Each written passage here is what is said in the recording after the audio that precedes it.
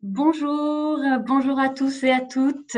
Bienvenue à cette deuxième webconférence des rendez-vous du Pacte dont le sujet est Digital Blended Learning présentiel, les clés de la prochaine rentrée. Je suis Sylvie Rochard du Grève Bretagne et je vais animer cette conférence avec ma collègue Martine Agatenzi-Manac. Concernant les modalités, on souhaiterait que vous puissiez interagir avec les intervenants et entre vous également. Donc, on va vous proposer des activités sur Klaxoon.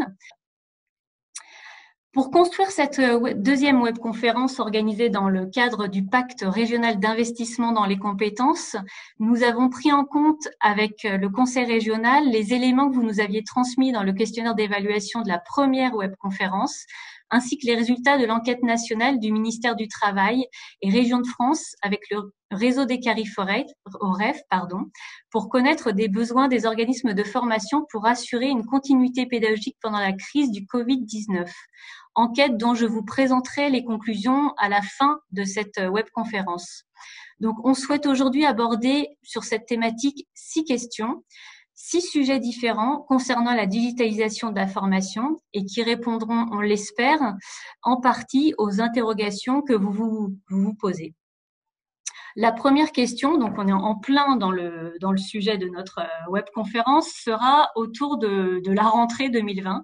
Comment est-ce que vous abordez la rentrée 2020 et quelles ambitions il faut se fixer pour cette rentrée?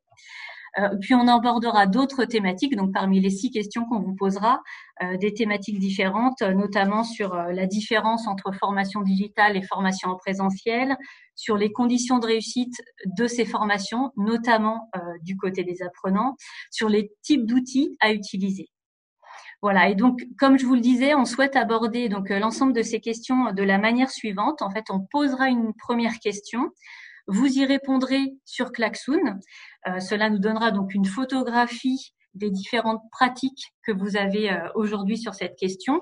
Cela vous permettra également à vous de voir comment se situent les autres participants par rapport à cette question. Et ensuite, nos 2 intervenants donc réagiront et vous apporteront leur point de vue sur l'ensemble de ces thématiques. Donc, pour nous apporter un éclairage sur ces questions, nous avons invité 2 experts. Isabelle Leverne. Bonjour Isabelle. Bonjour Sylvie. Bonjour. Donc Isabelle, vous êtes ingénieure de la formation à distance. Vous concevez des dispositifs de formation e-learning ou mixte dans tout domaine d'activité, depuis le bâtiment, l'industrie chimique, la banque, la construction immobilière. Vous accompagnez tout type d'entreprise sur l'ensemble des étapes d'un projet de formation à distance. Et puis, nous accueillons également à nouveau et avec plaisir Sylvain Vaccarès. Bonjour Sylvain. Bonjour Sylvie. Donc, vous êtes professeur associé à l'Université de Rennes 1. Vous êtes également fondateur d'un cabinet de consultants, le Learning Salad, et d'un réseau professionnel, le Skill Bar. Vous accompagnez les organisations de tout type dans la transformation de leur offre de formation et dans le développement de projets utilisant des outils digitaux. N'hésitez pas donc à poser toutes vos questions sur Klaxoon ou à mettre l'état d'esprit de cette webconférence et également de pouvoir collaborer, je dirais, même entre vous. Donc, posez vos questions aux conférenciers, mais si vous avez une question que vous trouvez intéressante, au lieu de reposer ou de reformuler la question, mettez un like, donc c'est le petit cœur sur Klaxoon, de manière à ce que cette question remonte et soit posée dans les 10 dernières minutes que nous aurons à la fin de cette webconférence pour répondre à vos questions. Alors, on va maintenant passer à la première question. Donc, j'espère que de votre côté, tout le monde est connecté sur Klaxoon et vous voyez que vous avez déjà la première activité posez vos questions aux intervenants sur laquelle vous pourrez revenir tout au long de la webconférence. Donc, notre première question, notre première activité pour rentrer dans le vif du sujet. Donc, je vais demander à Martine de lancer la première activité sur Klaxoon. Alors, on souhaiterait savoir comment vous abordez la rentrée, quelles ambitions de digitalisation vous vous fixez et comment vous percevez cette rentrée. Donc, on vous propose un nuage de mots pour commencer. Donc, on vous propose de noter un mot ou juste un mot pour qualifier votre situation en septembre 2020. Alors, les consignes, effectivement, n'écrivez qu'un seul mot. Par contre, si vous voulez écrire un mot composé, à ce moment-là, écrivez-le, mais sans espace, de manière à ce que ça n'apparaisse avec en un seul mot. Et encore une fois, l'idée étant de travailler de manière collaborative. S'il y a des mots que d'autres ont déjà écrits et qui paraissent correspondre à ce que vous pensez, et ben à ce moment-là, n'hésitez pas à liker ce mot plutôt que de le réécrire plusieurs fois. Voilà, donc je vous laisse interagir sur Klaxoon. Je vois que les choses évoluent. Voilà, on vous laisse encore quelques minutes pour pouvoir nous dire comment vous abordez cette rentrée 2020.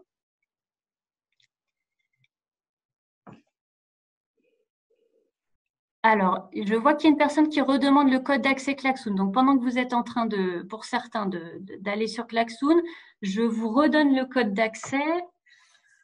C'est le QCUXPYX. Et ce code d'accès se trouve également dans la conversation, donc dans le chat sur le côté. Sur Zoom, il faut que vous alliez dans Converser. Et une fois que vous êtes dans Converser, vous allez retrouver donc ce code d'accès pour Klaxoon. Voilà, je propose à Martine donc d'arrêter le nuage de mots et de nous partager de nouveau son écran de manière à ce que Sylvain, puisque je crois que Sylvain, c'est vous qui allez commencer donc à nous commenter ce nuage de mots, puisse déjà prendre connaissance des différents mots et puis peut-être nous commenter en quelques minutes. Oui, alors je regardais le nuage se construire. Alors déjà, bonjour à toutes et à tous. Je suis très content d'être parmi vous aujourd'hui à nouveau. Merci pour l'invitation. Ce qu'on va ressortir là, c'est effectivement un blended d'hybridation. Bon, tout ça, c'est la même chose. C'est juste une traduction. On voit, voilà, interrogation, inconnu. C'est assez intéressant. Je pense que sur l'horizon de la rentrée, il faut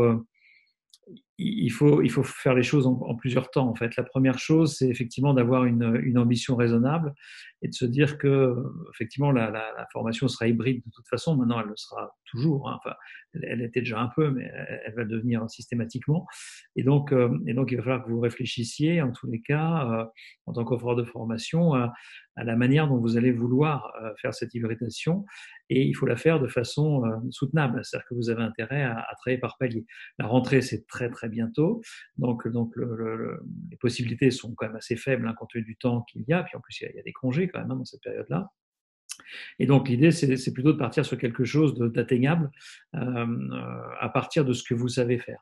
Vous allez voir hein, dans le reste des questions qu'il y a beaucoup de choses que finalement vous savez faire et que vous pouvez atteindre un niveau d'hybridation maîtrisé en fait à cet horizon-là. Après, ce qu'il faut, c'est pas s'arrêter là, c'est de se dire que de toute façon, ce mouvement est irréversible. Il était déjà hein, engagé avant cette histoire de virus, il continuera après. Il y a un phénomène effectivement un peu exceptionnel actuellement, et il faut que vous vous projetiez sur vers quel genre de modèle vous voulez aller, comment vous allez accompagner ce changement. Et là, je vois compliqué, par exemple, agilité, réflexion, etc. Donnez-vous le cadre vous-même. C'est-à-dire qu'en fait, aujourd'hui, beaucoup de gens cherchent, alors qu'en réalité, la solution, c'est à vous de la donner, c'est à vous de donner le cadre. Aujourd'hui, on est parfaitement capable de dire voilà vers quoi on veut aller et puis de s'y tenir. Vous n'avez pas le temps d'attendre jusqu'au dernier moment. Donc voilà pour les quelques idées peut-être que je peux donner. Et faites avec ce que vous savez faire, si vous voulez. Hein. Essayez pas d'aller chercher des solutions techniques compliquées, etc. Vous aurez bien le temps de le faire plus tard. Aujourd'hui, essayez de réfléchir à ce que ça veut dire la formation, comment vous maintenez la relation avec vos apprenants, comment vous pouvez leur faire une offre correcte avec une situation où ils seront là de temps en temps, et peut-être même d'ailleurs jamais physiquement, mais voilà, alterner du synchrone et de l'asynchrone à distance. Il y a des tas de possibilités pour ça.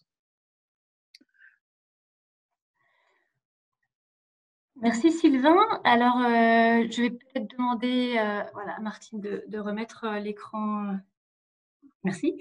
Donc, conclusion, ce que j'entends, moi, en tout cas, c'est un mouvement irréversible, effectivement.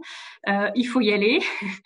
Il faut y aller avec ce qu'on a, y aller peut-être petit dans un premier temps, mais de toute façon, y aller de manière à pouvoir anticiper l'étape d'après. Je dirais qu'il sera peut-être un petit peu avec plus d'ampleur. Oui, tout à fait. D'accord. Alors, je vous propose maintenant de passer donc à la deuxième question. Dans cette deuxième question, on souhaitait aborder les changer de regard, c'est-à-dire passer du côté plutôt utilisateur des formations avec cette seconde question. Quelles sont les conditions de réussite d'une formation à distance côté apprenant? Donc, je vais demander à Martine de lancer également l'activité sur Klaxoon, de manière à ce que vous puissiez commencer à collaborer, donc et à noter des mots. Donc, encore une fois, sur le même principe. Maintenant que vous avez fait l'activité numéro 1, je pense que vous pourrez plus facilement faire l'activité numéro 2. L'idée étant effectivement que en fonction des mots qui sont notés, vous puissiez soit en rajouter si votre idée ne s'y trouve pas, soit effectivement mettre un cœur, donc liker les idées. Donc, je vous rappelle donc la question. Quelles sont les conditions de réussite d'une formation à distance côté apprenant?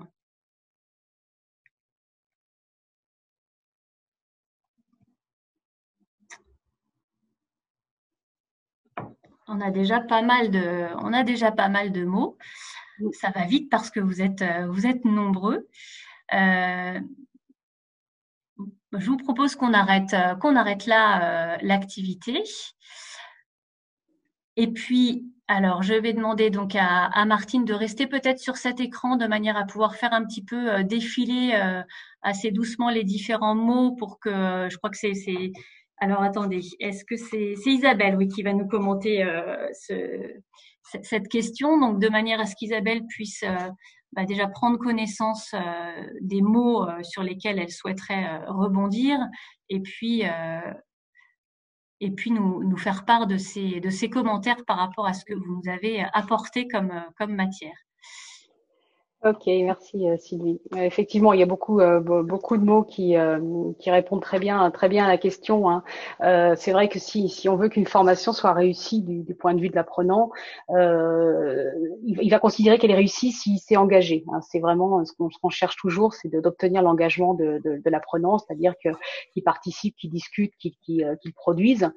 Et donc nous, ce qu'on va chercher à faire, hein, quand vous créez une formation, c'est de chercher cet engagement, en commençant par prendre en compte en fait finalement ses attentes, ses besoins, ses contraintes aussi en fait, hein. Donc on voit que vous parlez de tutorat, c'est un des mots qui est sorti le premier. Effectivement, il y a une grande attente sur l'accompagnement qui est utile dans tout type de formation, et qui a un sens, une portée encore plus grande à distance, effectivement, puisqu'il y a la distance induite par les outils, hein, les outils numériques, qui font qu'on a besoin de recréer un lien dont a besoin l'apprenant et qui n'est pas naturel comme il peut l'être en salle. Donc c'est un besoin vraiment essentiel. Alors il y en a d'autres, hein, il y en a d'autres effectivement qu'il faut prendre en compte, hein. Une grande différence dans la distance, c'est qu'on n'est pas dans la salle justement. Donc il y a des aspects matériels auxquels on pense quand on conçoit une formation en présence, hein, qui sont la salle de formation, le matériel mis à disposition, etc. Et là on va avoir des questions un peu différentes à se poser parce qu'on ne maîtrise pas complètement tout ce matériel. Qui sera pour beaucoup le matériel de l'apprenant, hein, son ordinateur, sa connexion Internet, etc. Donc c'est des choses qu'on va devoir examiner différemment, on va dire, hein. On va être dans une analyse de situation qu'on fait de toute façon quand on conçoit une formation, mais qui doit être différente de par le contexte qui est différent. Je sais pas si, alors j'ai plus le nuage de mots, mais je sais pas si les aspects d'environnement ont été cités aussi, mais tout comme je disais que les conditions matérielles sont différentes, l'environnement aussi est matériel, l'environnement social, en fait, hein, là où on est différent. On l'a vu ces derniers temps, hein, les gens étaient chez eux. Mais en formation à distance, ils seront pas forcément toujours chez eux, on le souhaite en tout cas, ils seront plutôt dans leur lieu de travail éventuellement, mais ça veut dire aussi des choses à prendre en compte, parce que qu'il y être dans son bureau pour suivre une formation, ben, on n'a pas tous des bureaux individuels ou la possibilité de s'isoler, on peut être en bureau partagé, on n'a pas tous des temps, des plages de temps de concentration très suffisantes pour la formation, donc c'est quelque chose qu'il faut aménager aussi. Donc je dirais que tout ça doit être pris en compte en fait avec un regard différent en fait en formation à distance pour que toutes ces conditions en fait qui vont faire la réussite de l'apprenant, qui vont lui permettre de s'engager correctement en fait dans sa formation, toutes ces conditions doivent être examinées avec un regard différent dû à la distance en fait. D'accord, merci beaucoup Isabelle. Donc si je comprends bien, le mot-clé, en tout cas, c'est engagement. Et puis après, effectivement, pour favoriser cet engagement, voilà, faire attention aux besoins des apprenants, prendre en compte leurs attentes. Et puis, je crois qu'un deuxième mot-clé qui apparaissait vraiment beaucoup, qui va dans ce sens-là également, c'est effectivement pouvoir mettre en place de l'accompagnement, du tutorat, voilà, qui est d'autant plus important à prendre en compte quand on est sur une formation à distance. Ok, je vous remercie. Donc troisième question, troisième activité sur Klaxoon. Nous allons maintenant donc nous demander ce que doit contenir une formation multimodale réussie. Et pour vous sensibiliser à cette question, un premier sondage sur le taux d'abandon des formations avec des modules auto-formatifs. Alors là, attention, le premier qui trouve le bon chiffre donc a gagné ce sondage. Donc effectivement, donc quel est le taux moyen d'abandon sur un module auto-formatif? Vous devez rentrer un nombre sans le sigle pourcentage, donc un nombre avec un ou deux chiffres. Voilà, c'est gagné. Donc 70%. 70% effectivement donc de taux d'abandon sur les modules en auto-formation. Ça paraît vraiment beaucoup. Enfin, c'est un chiffre qui est quand même très élevé. Isabelle, est-ce que vous pouvez nous en dire quelques mots? C'est vrai que c'est cette question qu'on a proposée, hein, visait à mettre en évidence qu'effectivement quelque chose qui est auto-formatif, on vient de commencer de parler d'accompagnement, de tutorat, etc. On sait depuis quelques années que le fait de laisser un apprenant seul face à une ressource auto-formative, ça a ses limites.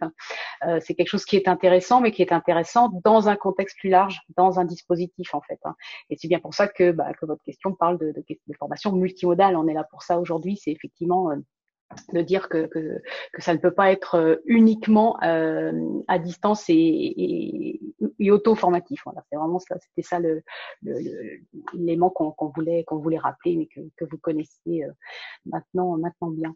Donc j'ai abordé tout à l'heure les aspects de conception, hein, de dire que il fallait faire en sorte que l'apprenant soit pris en charge, soit que tous ses besoins, ses attentes soient pris en charge, etc. Pour ça, on peut utiliser trois principes essentiels. Alors trois, on peut toujours en trouver un autre terme, un autre nombre, pardon, mais moi, je voulais vous citer trois principes qui peuvent vous guider dans vos réflexions. À distance, il va être dans formation multimodale, il va être essentiel de rythmer. Parce qu'il ne faut pas lasser. Le temps à distance n'est pas le même hein, que quand on est dans une salle. Vous l'avez tous vécu derrière vos écrans aussi, encore une fois, ces derniers temps. Donc il faut pas lasser. Il va falloir focaliser et optimiser le temps de concentration sur une activité. Donc on va obtenir ça en donnant un rythme hein, aux différentes activités. Et puis il faut rythmer aussi pour faciliter le repérage dans le temps, puisque à distance, un des grands avantages c'est la liberté qu'on laisse à l'apprenant. Donc on parle par exemple là, dans la question on parlait de modules auto-formatifs. La liberté c'est de pouvoir le faire quand on veut, d'y passer le temps qu'on veut, de le rejouer autant de fois qu'on veut. Donc ça c'est un gros atout de ce genre de ressources à distance. Pour autant, cette liberté peut aussi devenir un écueil si on n'aide pas l'apprenant à se repérer en fait, parce que finalement la chose qu'on peut faire aussi longtemps qu'on veut et autant de fois qu'on veut et quand on veut, peut assez facilement finir par ne pas la faire ou trop la faire au détriment d'autres choses. Donc, il va falloir aussi donner des repères en fait pour ça. Dans le rythme aussi, ça va permettre de donner d'encadrer la liberté en quelque sorte. Et puis, ce qui vient ensuite dans une formation multimodale, ça va être la variété. Il va falloir varier les activités, encore une fois pour pas lasser, et puis parce que chacun a des préférences un peu diverses sur les appétences, sur quelque chose de décrit, de la vidéo, sur des durées plus ou moins longues, etc. Donc en proposant différents types d'activités individuelles, collectives, etc. On va aussi réussir à engager plus de monde et à faire en sorte que chacun y trouve son compte en fait.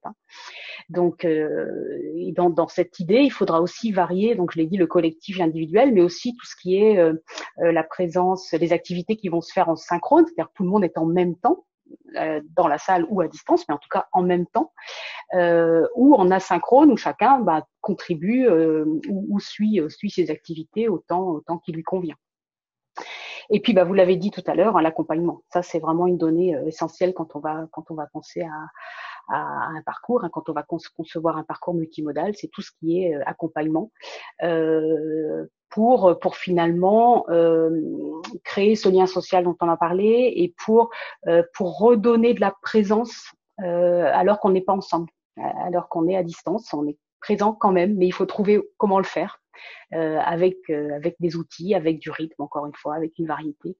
Voilà, il y a plusieurs principes comme ça qui permettent de faire cet accompagnement qui va viser à lutter contre l'isolement des gens, parce que c'est un des biais de la distance.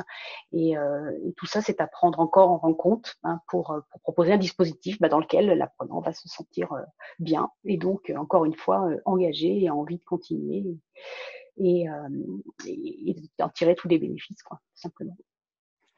D'accord, merci. Dans le chat, on a une question, donc c'est par rapport à notre première question sur l'auto-formation en fait. Donc je vois que Sylvain a répondu un petit peu. Merci Sylvain, il faut pas hésiter à le faire. Donc par rapport à ce qu'on appelle auto-formation, une personne demandait si ça concernait les MOOC également, ce chiffre de 70%. Mais est-ce que vous avez cette précision ? Les études, les études en fait, elles datent depuis très longtemps en fait. Donc, il y a longtemps qu'on cherche à savoir si l'auto-formation fonctionne, même avant le web, même avant l'ordinateur en fait. La question est posée depuis toujours en réalité. Est-ce qu'on a besoin d'encadrer les apprenants ou est-ce que finalement, si on leur donne un bon bouquin, ils sont capables d'y arriver quoi. Les études elles montrent que le fait d'avoir mis des choses en multimédia, en ligne, etc., améliore pas en fait le taux de réussite, ça change pas grand-chose. Et comme le disait Isabelle tout à l'heure, c'est surtout une question de rythme et d'organisation du dispositif. En fait, la clé, elle est dans la structure de votre dispositif, elle n'est pas dans les médias. Il n'y a pas un média plus efficace ou moins efficace. Ça fonctionne pas comme ça. C'est la combinatoire, la mise en activité, le rythme. Et ce que je voulais dire également, peut-être en prolongement de ce que disait Isabelle, c'était que tout à l'heure, on a parlé d'engagement en fait. Il y a un risque inverse en fait. Là, on a parlé d'auto-formation. Il y a le risque inverse qui est le fait de vouloir faire du synchrone tout le temps. Là, on l'a vu par exemple. Là, quand il a fallu passer en ligne, tout le monde s'est rué sur les classes virtuelles. Je suis pas sûr que ce soit une bonne idée. Enfin, je suis même absolument certain que ce n'est pas une. Le synchrone, ça donne pas d'engagement de l'apprenant. C'est comme le présentiel, d'ailleurs, ça ne donne pas d'engagement, à part venir. Il y a un engagement, il faut faire le trajet. Enfin, à part ça, une fois qu'on est dans la salle, on peut dormir, on peut penser à autre chose, on peut faire ce qu'on veut. Donc, ce qui est important, c'est le rythme, en fait. Et c'est finalement la même chose dans la salle. C'est-à-dire que si vous mettez pas les apprenants en activité, si vous changez pas le rythme dans une journée de formation, vous aurez pas d'engagement non plus, en fait. Donc c'est pas pire, finalement, à distance. C'est à peu près le même mécanisme. Sauf qu'à distance, les gens peuvent s'échapper encore plus facilement. Donc, ça se voit encore plus. Mais c'est la même chose au départ. Et donc, du coup, l'engagement, il faut pas le voir forcément comme un engagement synchrone. Enfin, le synchrone n'aide pas à améliorer l'engagement. Il faut susciter l'engagement asynchrone autant que l'engagement synchrone. Et c'est là le challenge, en réalité. Voilà. Mais vous savez le faire, comme je disais tout à l'heure. Si vous savez le faire dans la salle, vous arriverez à le faire à distance. Il n'y a pas de raison. Donc, si je résume, pour susciter l'engagement synchrone et asynchrone, trois leviers: rythmer les formations, Varier les activités, pardon, et puis accompagner pour recréer le lien social et puis redonner de la présence aussi quand on est effectivement à distance. Je vous remercie beaucoup. Il y a des questions sur le chat, mais on pourra y répondre. Vous verrez qu'on y répondra au fur et à mesure de l'intervention, notamment la question sur les outils. Passons à notre question 4.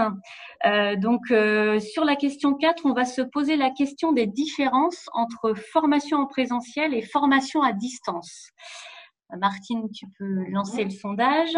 Selon vous, à quelle étape d'un projet d'ingénierie de formation la distance induit-elle le plus de différences? Donc, on a des étapes. Alors, là, il faut que vous alliez sur Klaxoon et vous cliquez sur participer. Et donc, vous allez avoir donc les 6 étapes qui apparaissent et donc on vous demande de faire un choix pour vous, selon vous, donc c'est un choix unique, quelle est l'étape du projet d'ingénierie où la distance induit le plus de différences?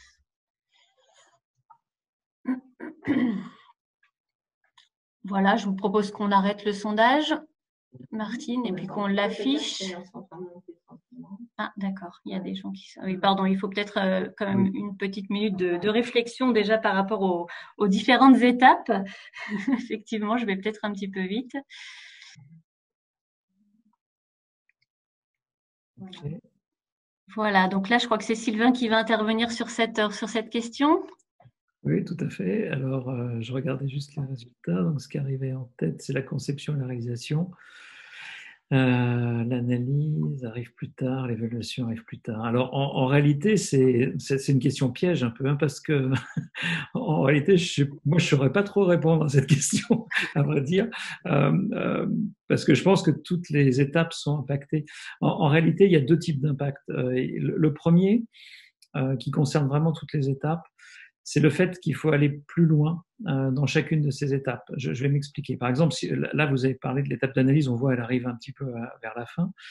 Néanmoins, pour rebondir sur ce que disait Isabelle tout à l'heure, l'étape d'analyse, elle est très très fortement impactée par la digitalisation parce que quand vous organisez une séance de formation présentielle, vous accueillez les gens chez vous, dans votre centre de formation.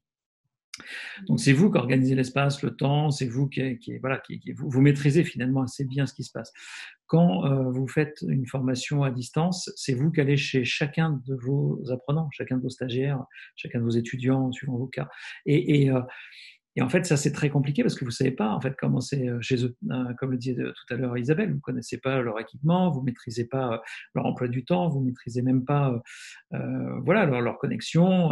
Vous l'avez mis dans les mots-clés tout à l'heure. Enfin, donc, ça veut dire que si vous voulez que votre système, votre dispositif réussisse, il faut que vous ayez plus d'informations sur qui sont les apprenants, qu'ils sont eux, quel est leur environnement, que quand vous êtes dans une salle finalement où vous allez accueillir les gens et vous allez compter finalement sur la capacité que vous aurez à les appréhender au moment où ils seront là d'une certaine manière. Alors ça, je résume un peu parce qu'évidemment, c'est des choses sur les apprenants avant qu'ils arrivent, mais là, vous avez vraiment besoin d'avoir un niveau supplémentaire. Pour la conception, c'est un petit peu pareil. C'est-à-dire que le rythme à distance, dont on parlait tout à l'heure, il faut l'anticiper. Quand dans la salle, en fait, vous voyez que votre groupe ralentit un peu, c'est après le déjeuner, c'est un peu dur, la digestion, etc. Quand vous avez besoin de relancer votre groupe, un animateur, il est capable, en fait, de sortir une activité ou de modifier finalement sa progression, d'inverser, par exemple, 2 séquences par rapport à ce qu'il avait prévu, parce que ça n'a pas d'impact sur l'apprentissage et puis qu'en termes de rythme, ce serait plus malin de le faire à ce moment-là. À distance, il faut que les choses soient beaucoup plus anticipées, en fait, parce qu'on ne va pas pouvoir trop improviser. Donc, il faut que ce soit un peu plus conçu. Et donc, comme c'est plus conçu, ça veut dire qu'il faut aller plus loin finalement pour limiter le risque. En fait, on a moins de possibilités, si vous voulez, de rattraper le coup, si je puis dire, en cours de route. Donc, vous voyez qu'à chaque fois, en fait, il faut aller un petit peu plus loin. Alors ça, c'est déjà le premier impact. Donc, toutes les phases sont impactées de ce point de vue-là. C'est pareil pour l'évaluation, c'est pareil, voilà.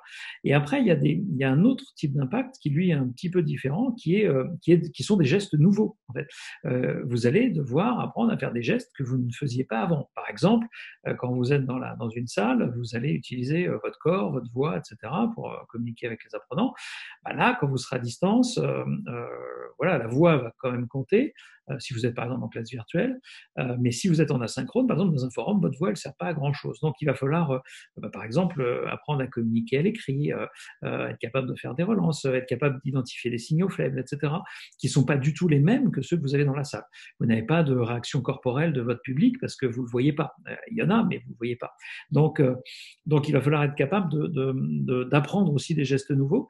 Évidemment, sur la réalisation, d'ailleurs, vous l'avez mis dans les premiers éléments, il va falloir apprendre à servir de logiciels, par exemple, que vous n'aviez pas besoin, évidemment, d'utiliser dans la salle. Il va falloir, voilà. Donc là, il y a tout un tas de gestes nouveaux sur le tutorat, l'accompagnement, sur la réalisation. C'est peut-être là que c'est le plus impactant, qui eux vont être à acquérir pour les organismes de formation. Et donc ça va nécessiter évidemment de professionnaliser les gens, les équipes, de se spécialiser, d'acquérir ces nouvelles compétences. Je voudrais rajouter peut-être un petit point, effectivement, par rapport à la question initiale qui était quelles sont les étapes. Enfin, les étapes, on les a vues là, et effectivement, comme Sylvain vient de détailler, ce sont les mêmes en fait que celles d'un projet d'ingénierie de formation en présentiel. La chose qui est un petit peu différente, c'est que il va y avoir aussi plus d'acteurs, c'est-à-dire qu'étant donné qu'on rajoute une couche d'outils numériques, on va avoir du coup des ou pas, hein, ça va dépendre des contextes, hein, toujours dans les projets, mais on peut avoir l'intervention d'autres personnes, la personne qui va concevoir une ressource, qui va fabriquer une ressource, un vidéaste, un graphiste, et donc on va avoir de multiples personnes qui peuvent intervenir là où avant une seule personne pouvait concevoir la formation. On va avoir aussi les tuteurs, hein, tout ce qui est tutorat. C'est pas forcément le formateur, ou il en fera une partie, mais peut-être pas que lui. Pas forcément lui qui fera tout. Il y a plusieurs fonctions à couvrir dans l'accompagnement. Donc on aura une équipe là où avant l'équipe pouvait être très réduite en fait. Et qui dit équipe, dit aussi du coup gestion de projet. Donc avec aussi des notions qui sont pas toujours mises en œuvre au quotidien, selon les contextes en fait. Donc c'est la géométrie un peu variable, mais avec cette dimension peut-être plus ingénierie de projet que classiquement. Je vous remercie tous les deux. Donc, peut-être juste pour résumer, ce que je retiens, moi, c'est que toutes les phases sont impactées et qu'il faut aller plus loin dans chacune des étapes, qu'il y aura certainement, notamment sur la phase réalisation, l'acquisition de gestes nouveaux pour le formateur. Et ça, effectivement, on va en reparler dans la suite de nos questions. Alors, je vous propose maintenant de passer donc à la question 5. Alors, juste, je vous rappelle, donc, pour ceux qui souhaitent poser des questions, notamment, donc, à la fin de notre webconférence, j'ai remis là un petit message dans le chat, mais si vous pouviez également poser vos questions sur Klaxoon, parce qu'en fait, ça va faire remonter les questions et on prendra les 2, 3 ou 4, en fonction du temps, questions les plus partagées. Donc, notre cinquième question, cinquième temps, donc il va concerner là la question des outils. Donc, je sais que ce sont donc des questions qui vous intéressent. On souhaitait donc savoir dans vos formations à distance actuellement quel type d'outils vous utilisez pour les rendre plus dynamiques. Donc, vous avez sur Klaxoon, vous avez donc une liste de différents outils. Et donc, on vous demande donc de sélectionner les outils que vous utilisez. Donc, vous pouvez bien sûr en choisir plusieurs.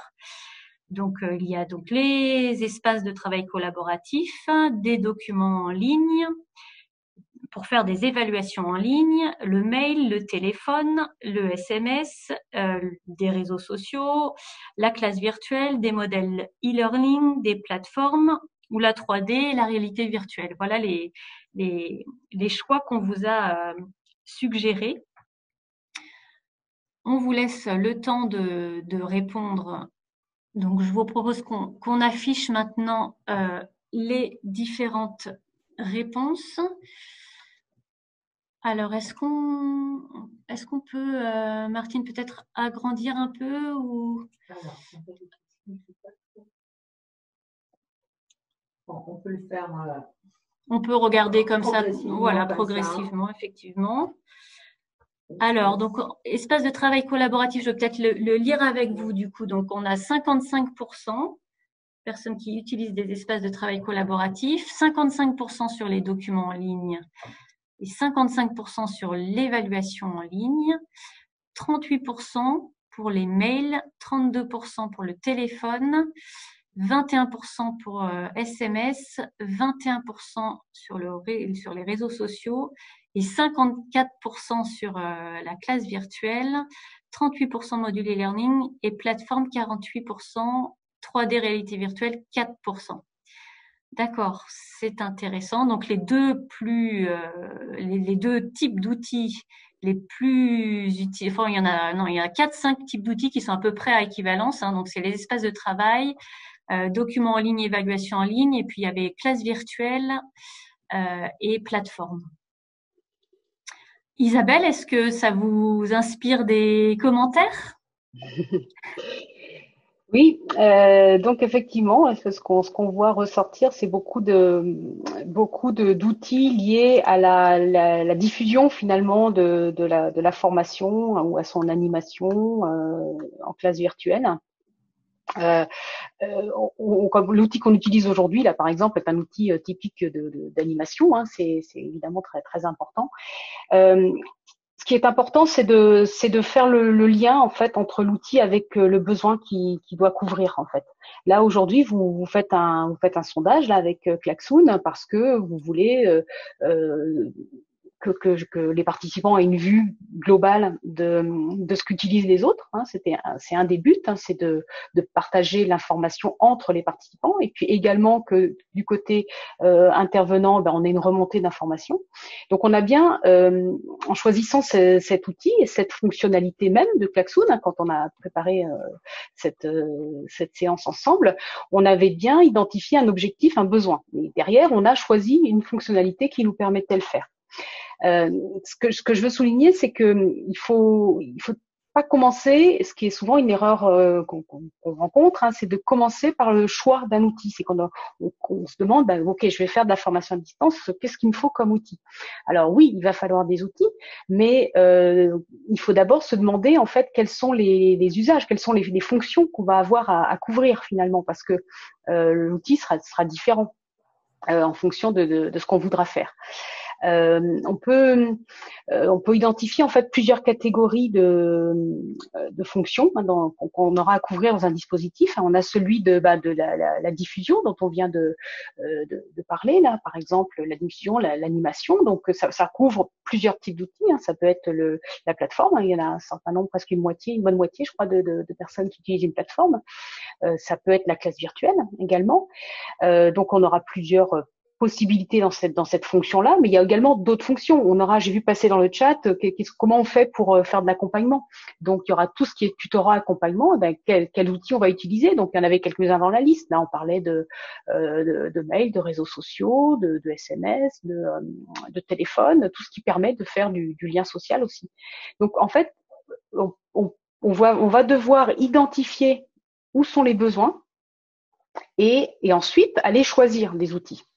Et ce choix, il va demander d'établir des critères, et des critères qui, on peut avoir une base commune, mais qui vous seront propres aussi en fait, parce que les critères de choix, ça va dépendre aussi de votre appétence pour les outils, de vos moyens en temps, de vos moyens en argent, de vos moyens en compétences à acquérir, etc. Il y a tout un tas de critères qui vont orienter vos choix en fait par rapport à ces outils.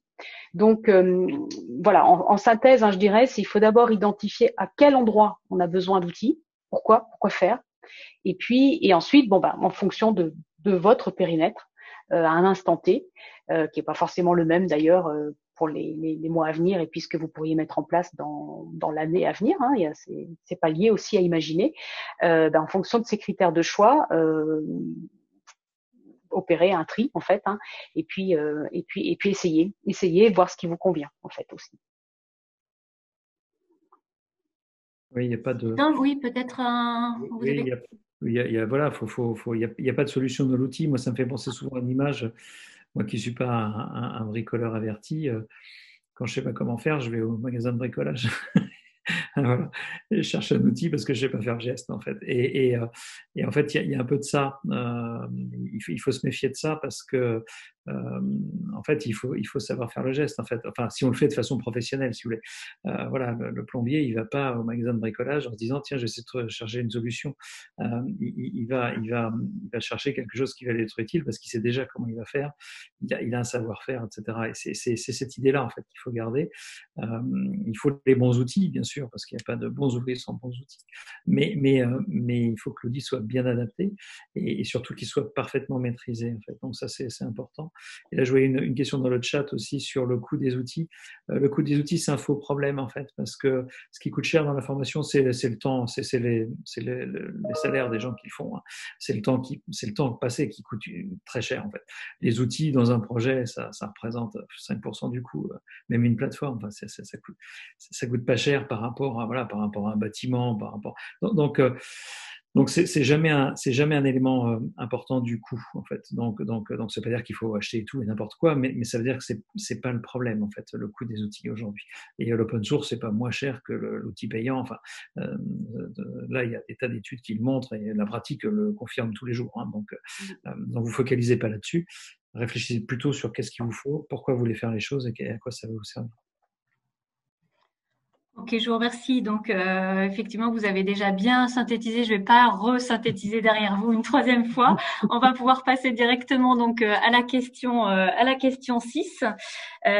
Question 6 et puis donc dernière question sur nos activités Klaxoon.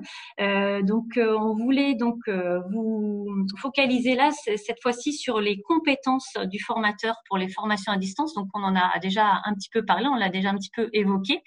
Mais donc, on vous propose un dernier nuage de mots, donc avec un seul mot. Quelles compétences clés pour la formation à distance?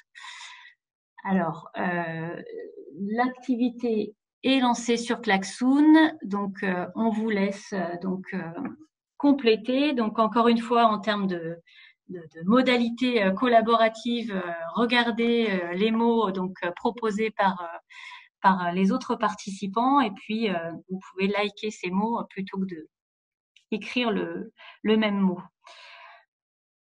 On va peut-être partager l'écran pour voir les différents mots qui apparaissent.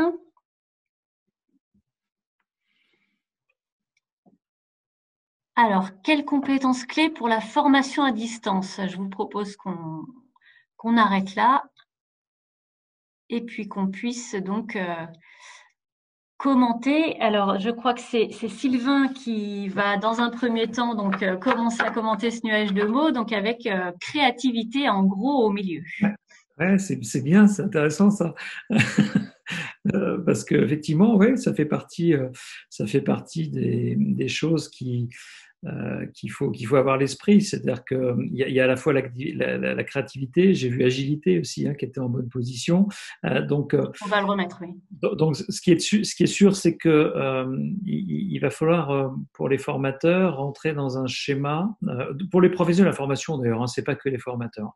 Rentrer dans un schéma où le mouvement va être la règle en fait. Hein. C'est-à-dire que il faut pas croire qu'il y a bien sûr une conduite du changement à mener, mais il faut pas croire qu'on va passer d'un point A à un point B. On va passer d'un point A, ça c'est sûr, mais il n'y a pas de point B. Hein. Donc on va rentrer dans une logique de mouvement permanent. Enfin, on est déjà rentré. C'est ce qu'induit le numérique ou la vie en général d'ailleurs. Hein. C'est pas que dans la formation. Et donc pour la formation, il va falloir finalement être capable de remettre en cause sa manière d'agir, finalement de manière permanente. Avoir une dimension réflexive sur ses pratiques, s'interroger, les remettre en cause, chercher de nouvelles voies pour être finalement toujours plus performant au service des apprenants, hein, au service de l'apprentissage. Ça, c'est vraiment important. On voit adaptabilité, dynamique. Vous voyez, les mots qui ressortent, c'est vraiment intéressant. Écoute aussi, hein, très, très important. Après, ce que je dirais sur l'évolution du formateur, ce qui va se passer, c'est qu'en fait, le formateur était un peu un homme, une femme orchestre. qui avaient tendance quand même à assumer beaucoup de fonctions en fait dans le processus, on va dire traditionnel. Et aujourd'hui, compte tenu du fait qu'on va essayer d'aller plus loin, d'être plus performant, d'aller par exemple vers de l'individualisation plus forte pour les apprenants, de mieux prendre en compte leurs besoins, etc. Ça va obliger à séparer finalement les différentes fonctions qui étaient assumées par une seule personne très souvent, les répartir entre plusieurs personnes. On parlait par exemple de tutorat tout à l'heure. Il n'est pas forcément évident que ce soit l'expert du contenu, le formateur expert qui doivent assurer le tutorat. Les systèmes performants aujourd'hui, ils sont souvent basés sur des tuteurs qui sont spécialisés dans le tutorat et dans l'accompagnement, qu'on a séparés des experts du contenu pour pas les surcharger d'abord, et puis parce que aussi ces gestes-là, ils ne savaient pas les faire, tout simplement. Pareil pour la réalisation de modules multimédia, c'est un métier, donc il vaut mieux que ce soit des gens qui aient l'habitude de le faire et qui le fassent bien et qui soient formés pour ça, qui entretiennent leurs compétences dans le temps, plutôt que ce soit des formateurs qui le fassent occasionnellement et donc qui forcément auront un niveau de qualité qui sera inférieur. Donc on va aller vers une répartition des rôles de plus en plus forte, avec des fonctions d'accompagnement d'un côté, des fonctions d'ingénierie plus pointues, puisqu'on a vu que dans les phases d'ingénierie, il fallait être plus pointu partout. Ça veut dire qu'il faudra des gens qui soient vraiment spécialisés là-dedans. Il faudra on va scinder finalement en différentes parties. Donc, ça veut dire qu'il va falloir travailler en groupe, ça c'est sûr. Il va falloir travailler de manière collaborative, ça c'est sûr. D'ailleurs, vous avez dû sûrement l'expérimenter pendant cette vague de confinement. Il n'y a pas d'autre voie. Et ça va modifier en fait la manière dont ce travail s'organise. Alors, ça peut faire un petit peu peur aux formateurs parfois, mais en réalité, si on y réfléchit bien, c'est une opportunité historique pour eux. Je m'inclus dedans, puisque c'est mon métier. Parce que ça va nous permettre finalement d'abord d'avoir des évolutions de carrière et d'avoir une diversité dans nos pratiques quand même. Ça c'est pas mal, pas être obligé de rentrer dans la salle tous les jours, voilà. Et puis ça va permettre aussi de travailler de manière plus intelligente. Travailler en groupe, c'est quand même vachement bien. Ça permet de s'enrichir, ça permet de s'interroger sur ses pratiques, de les faire évoluer.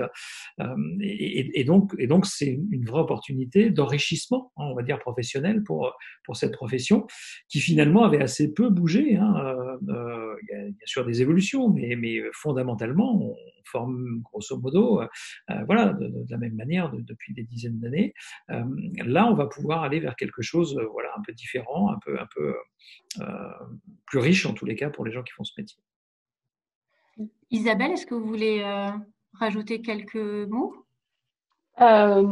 Ce qu'on peut dire aussi, c'est qu'effectivement, la réflexion sur le fait de mettre à distance des formations implique tout cet enrichissement dont vient de parler Sylvain, mais qu'en fait, toutes les parties qui vont continuer à se dérouler en présentiel, puisqu'on parle bien de parcours où il y aura des séances en présentiel, toutes ces parties aussi vont en profiter du coup, puisque on va être dans une animation, une conception complètement différente, où on va, quand les formateurs auront pris le pli de créer des activités d'apprentissage morcelées avec du rythme, avec de la variété, comme on disait tout à l'heure, c'est quelque chose qui va aussi finalement se transférer sur le présentiel. Et donc le présentiel va aussi finalement devenir plus actif, plus rythmé, etc. pour ceux qui le font pas déjà, bien entendu. Mais c'est donc une occasion aussi finalement d'enrichir sa pratique également en salle. Donc c'est encore plus intéressant. Voilà. D'accord, je vous remercie tous les deux. Donc, ce que je retiens moi sur cette séquence, c'est qu'effectivement, il faut donc séparer les différentes fonctions entre plusieurs personnes. Donc, le formateur expert, le tuteur, celui qui réalise les modules multimédia et certainement d'autres fonctions encore. Donc, une répartition des rôles et puis travailler de manière plus collaborative dans le futur, et permettre de faire évoluer aussi ces métiers. Enfin, ce schéma-là permettrait de faire évoluer ces métiers de formateur. Je vous remercie. Alors, ce que je vous propose maintenant pour continuer notre webconférence, c'est de répondre à vos questions, donc qui ont dû être posées donc sur Klaxoon. Je vais demander donc à Martine de nous partager l'écran donc avec les questions qui ont pu être posées sur Klaxoon, et puis peut-être vu il nous reste un petit peu de temps avant la conclusion, effectivement regarder ensemble quelles questions ont été posées. La première question était par rapport donc au coût. Alors effectivement, c'est une question qui revient assez souvent. Alors on va se la noter effectivement. Hein, donc quel est le coût de la digitalisation de son offre? Alors vous pourrez peut-être pas répondre précisément en coût, mais en tout cas effectivement l'idée étant entre une offre en présentiel et une offre digitalisée, est-ce qu'on est sur un surcoût et de quelle échelle?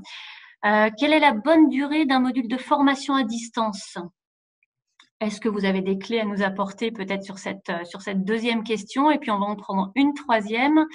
Quelle modalité et quel support pour les tout petits niveaux?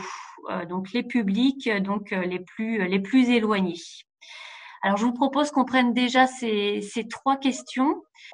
Alors, quelle est la durée pour la bonne durée d'un module? Alors, ça va dépendre du type de module. Si on parle d'un module auto-formatif, on a tendance à donner comme idée type, comme durée type 20 minutes. Hein, c'est ce qu'on dit souvent. Après, c'est une indication. Il n'y a pas de tout comme on disait tout à l'heure qu'il il n'y a pas de solution unique, que ce soit pour faire un parcours ou pour un outil.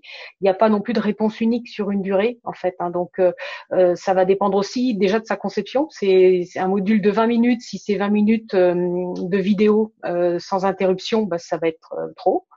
Et puis un module de 20 minutes qui va être séquencé en plusieurs activités très courtes, bah, il passera beaucoup plus vite aussi. Donc il n'y a pas de réponse unique parce que encore une fois c'est les mêmes recettes. Hein. Ça va être la variété, le rythme qui vont permettre de faire bien passer la durée finalement. C'est la même idée. Je vous interromps juste pour vous signaler qu'il y avait une question et j'ai vu passer dans le chat une question également sur les lois par rapport à ça. Il y a pas de loi sur la durée d'un module. Alors c'était dans le chat. Non, heureusement. Heureusement. Il y a déjà beaucoup de lois si on descend jusque-là.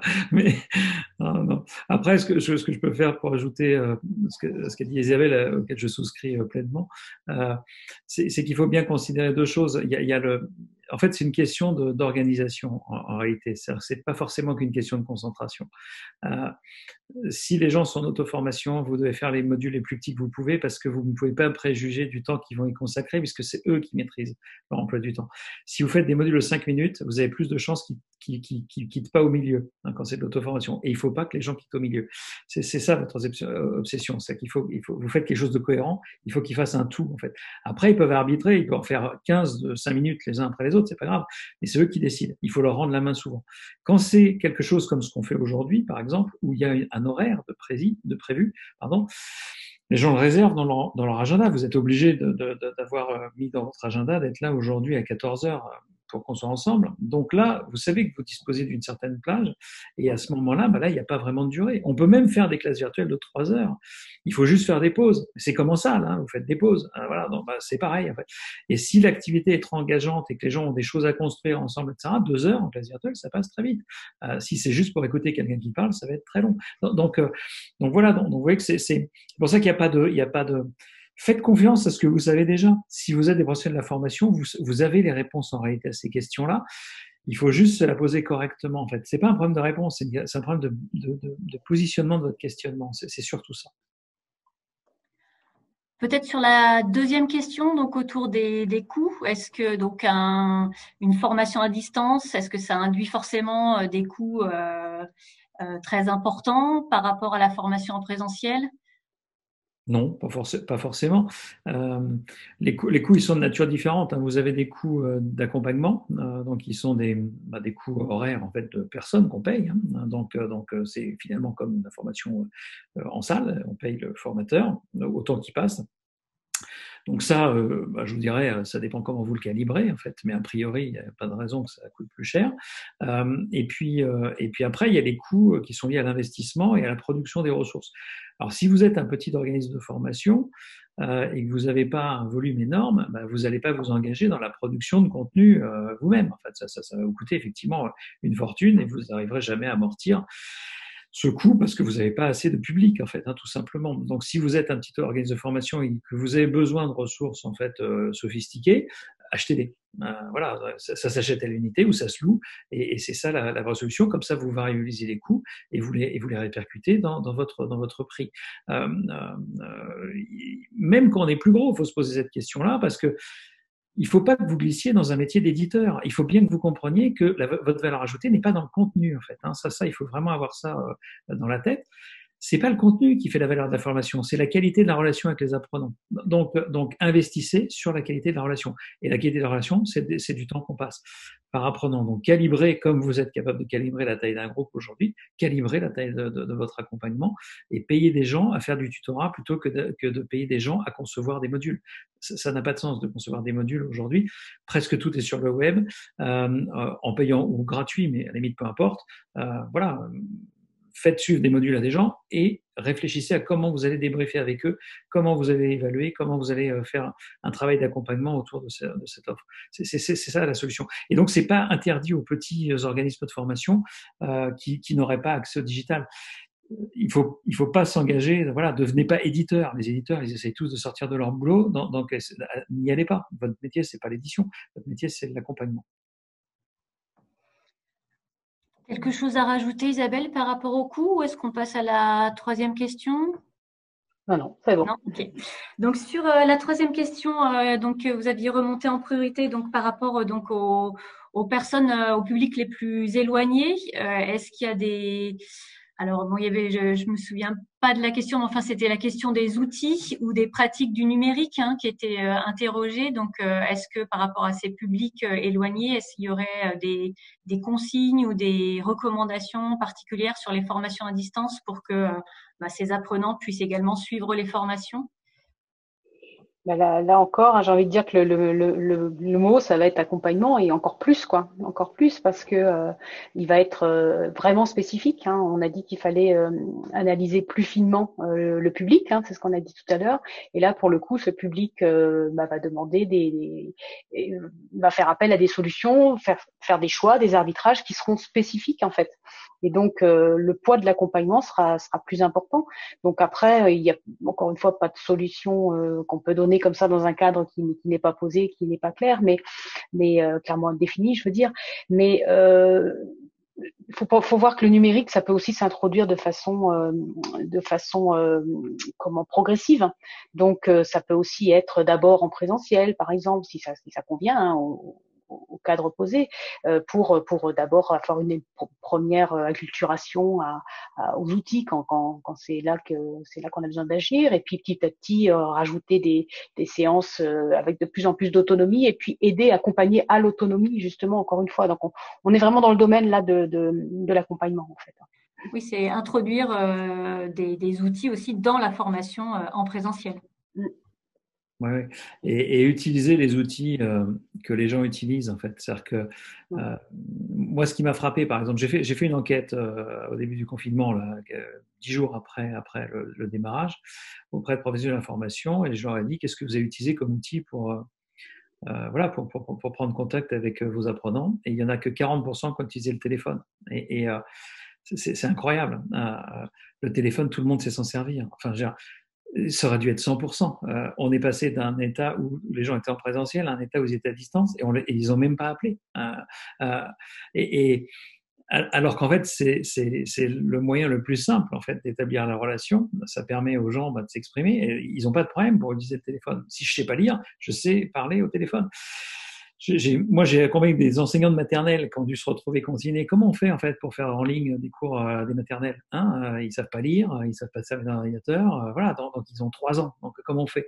Et ben voilà, on s'adapte, en fait. On sait comment ils sont parce qu'on a l'habitude de les avoir dans la classe. Ces publics-là, si vous êtes dans un organisme de formation qui est habitué à utiliser, à former des gens dans ces publics-là, vous savez ce qu'ils savent faire, vous savez ce qu'ils savent pas faire. Et ben c'est à partir de ça que vous allez devoir travailler, en fait. Et donc il existe des outils, par exemple, de prise de contrôle à distance d'un poste. Par exemple, celui qu'on utilise là, je ne sais pas si Zoom le fait, mais la plupart des outils de synchrone le font. Et donc, à partir du moment où vous avez guidé les gens pour arriver jusque-là, eh bien, vous êtes capable, en fait, de leur montrer, par exemple, ou de les guider dans l'apprentissage, voilà. Et ça va prendre beaucoup plus de temps, forcément, mais de toute façon, ça prend déjà beaucoup plus de temps dans la salle. Là, ce sera sans doute amplifié, ça c'est évident, mais ça n'est pas impossible. Et surtout, si vous n'avez pas cette attention-là particulière, vous allez à l'échec, tout droit à l'échec. La distance, c'est redoutable parce que c'est un peu binaire. Ça marche ou ça marche pas. C'est rare que ça marche un peu. Dans la salle, on arrive à nuancer. À distance, franchement, c'est beaucoup plus tranché. Donc vous devez essayer de réfléchir avec ce que vous savez, avec la manière dont les gens travaillent, à partir de ce qu'ils utilisent.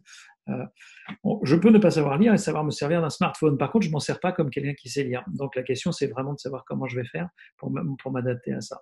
Et ça, moi, je suis pas un spécialiste de ces publics-là. Je les ai rencontrés quelques fois, mais c'est pas ceux que je fréquente le plus. J'accompagne un certain nombre de gens quand même qui le font. Voilà, vous êtes beaucoup plus à même de savoir en fait ce qu'il faut faire. D'accord, donc effectivement, bien connaître vos publics, et ça, effectivement, vous les connaissez bien, et puis donc ancrer sur vos pratiques pour voir comment vous pouvez, en fonction des pratiques que vous avez en salle, enfin, les dupliquer à distance dans la mesure du possible. Et effectivement, là, ce qui est soulevé aussi pas mal dans le chat, c'était ce que vous disiez, c'est effectivement l'accompagnement à distance quand il s'agit de prendre son téléphone ou même de prendre le contrôle sur un ordinateur pour beaucoup de stagiaires, ça prendra du temps, mais effectivement, il faut en passer par là. Après, je voudrais juste rajouter quelque chose parce que j'ai vu passer une question dans le chat sur l'histoire du téléphone où quelqu'un dit oui, moi je veux bien téléphoner, mais quand on a des dizaines de personnes en face, ça prend beaucoup de temps. Après, les choses se combinent aussi, c'est-à-dire qu'il faut pas forcément téléphoner à tout le monde. Vous pouvez aussi utiliser d'autres outils pour essayer de prendre la température, de savoir qui est en difficulté, qui l'est pas. Tous ceux qui répondent, c'est qu'ils sont connectés, qu'ils ont réussi. Et puis, vous appelez tous ceux qui n'ont pas répondu. Par exemple, c'est un exemple. Voilà, il faut voir le contexte comme toujours, mais il faut moduler et s'adapter beaucoup en fait. Je vous propose qu'on prenne peut-être une dernière question. On a encore 2 ou 3 minutes. Martine, est-ce que tu veux bien nous partager l'écran pour voir les questions qui sont arrivées? Alors, comment transposer un module en présentiel en un module en ligne? Alors ça, c'est une bonne question, je crois. J'ai envie de la poser à Sylvain. Comment est-ce qu'on peut faire pour transposer donc un module présentiel, le transposer en ligne? Est-ce que vous avez des réponses à nous apporter, Sylvain, par rapport à ça? Oui, d'ailleurs, dans la question, il y a une deuxième partie qui disait est-ce qu'il faut tout juste un outil ou tout repenser. Bon, la réponse est dans la deuxième partie de la question. Oui, bien sûr, il faut repenser les choses. Voilà, donc d'abord, il ne s'agit pas de repasser en synchrone à distance les 7 heures, d'un module de 7 heures, par exemple.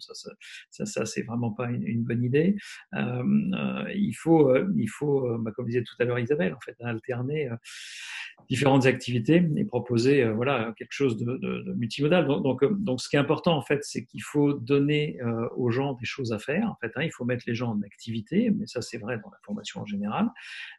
Et ça veut dire aussi qu'il va falloir leur donner un feedback, en fait, réagir par rapport à ce qu'ils ont fait. Donc, utiliser les outils, par exemple, de communication synchrone, par exemple, pour faire un feedback, parce que vous voyez que là, on peut répondre à des questions. Alors là, on est très nombreux, donc c'est forcément intermédiaire. Mais si vous êtes dans un groupe de 20 personnes, on peut vraiment discuter comme dans une salle, avec des outils comme celui qu'on utilise aujourd'hui. Et donc, mettez en avant quelques ressources, posez une problématique ou un travail à réaliser, à plusieurs ou de manière individuelle, et puis faites de la remédiation. Et si vous voulez contrôler le temps, en fait, que les gens, ou si vous voulez imposer le rythme, il y a certaines formations où on vous dit, il faut que les gens ils commencent à 9h à 17h parce que je ne sais pas, c'est contractuel. Et bien dans ces cas-là, vous pouvez tout à fait organiser par exemple 2 classes virtuelles dans la journée, une pour lancer le matin par exemple l'activité, les gens vont travailler, vous faites éventuellement un petit point une demi-heure le midi, et puis vous faites le débrief pendant 1 heure de 16h à 17h sur le travail qui a été réalisé à partir de ce que vous avez donné aux gens. Donc vous voyez, il faut réfléchir en fait en termes de dynamique pour l'utilisateur en fonction de ses besoins. Donc on peut pas transposer directement, on peut atteindre les mêmes objectifs, mais il va falloir quand même faire de la réingénierie. Il n'y a pas le choix. Enfin, si vous voulez que ça fonctionne, sinon ça fonctionnera. Sinon vous allez proposer une version très dégradée. Alors que si vous faites ça, vous pouvez proposer une version qui soit même enrichie par rapport à ce qui est fait en présentiel, parce qu'il y aura plus de diversité. Et le formateur sera un peu plus en retrait forcément, donc il y aura plus de place pour l'apprenant, ce qui est toujours mieux pour lui en fait, hein, quand même. Donc, et puis si on revient au démarrage de notre webconférence avec les 70% qu'on a tous en tête maintenant, il faut effectivement réfléchir à revoir en fait ces modules de formation. Je vous remercie tous les deux. Donc je voudrais conclure donc en quelques mots. Il nous reste encore 5 minutes donc sur cette webconférence, mais je voulais donc en guise de conclusion vous présenter donc quelques résultats donc de l'étude dont je vous ai parlé. Donc mettre en perspective peut-être le contenu de cette webconférence avec les conclusions de l'enquête nationale du ministère du Travail et Régions de France avec le réseau des Cariforef. Donc cette enquête donc sur Covid et formation à distance. C'est une enquête qui visait à connaître les besoins des organismes de formation pour assurer une continuité pédagogique pendant la crise. Plus de 14 200 organismes et centres de formation d'apprentis ont répondu à l'enquête, dont 717 en Bretagne.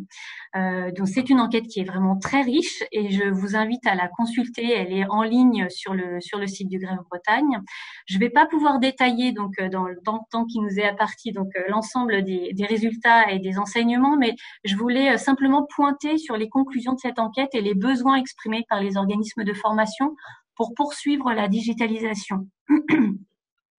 Donc, cette enquête montre à quel point la crise a accéléré le mouvement de digitalisation des formations et elle a contribué à une transformation de l'offre et des pratiques pédagogiques, non seulement du côté des organismes de formation qui ont fortement digitalisé leur offre, mais également du côté des apprenants, puisque donc la moitié d'entre eux ont été en capacité de suivre les formations. Elle pointe également donc les difficultés qu'ont pu rencontrer certains apprenants, notamment liées aux technologies, mais également liées aux conditions de vie ou aux contraintes familiales.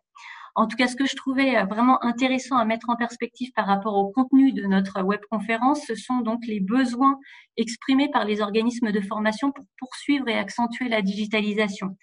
Donc, leur priorité à ces organismes, c'est d'adapter l'ingénierie pédagogique, les modalités, les contenus, les modes de diffusion de la formation à distance.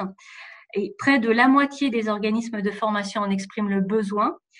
Et puis ensuite vient le fait de disposer de certains outils de type plateforme intégrée, devant donc les outils de webconférence et les outils collaboratifs.